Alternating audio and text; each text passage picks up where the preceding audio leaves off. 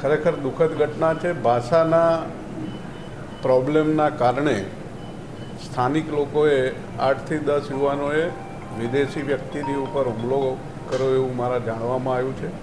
એ પછી ત્યાંના સ્થાનિક અધિકારીની સાથે વાતચીત કરતાં 10 ઇસમોની ધરપકડ કરવામાં આવી છે અને કાયદેસરની કાર્યવાહી હાથ ધરી છે.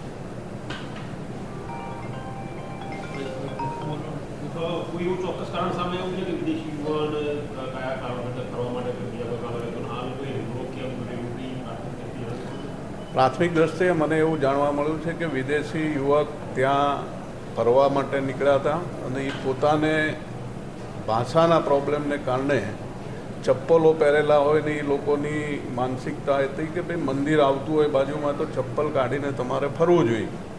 એના કારણે બંનેની વચ્ચે ભાષાની ગેરસમજમાં આ હુમલો થયો છે એવું મને પ્રાથમિક જાણવામાં મળ્યું છે. એ પછી 10 વ્યક્તિઓ જે કંઈ હતા એની પોલીસે ધરપકડ કરીને કાયદેસરની કાર્યવાહી કરી છે. ઓકે.